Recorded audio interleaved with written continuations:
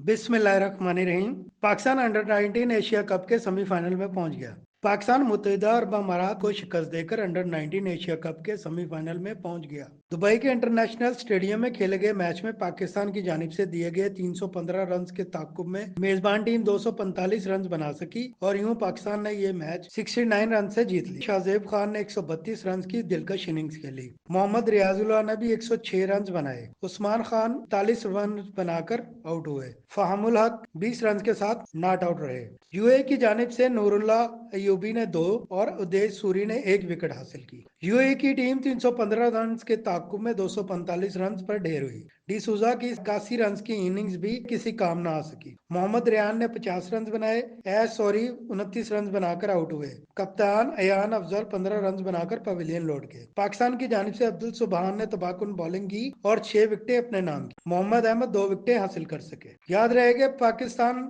Under 19 team ने इससे कबल पहले मैच में रवायती हरीफ भारत को शिकस्त दी थी।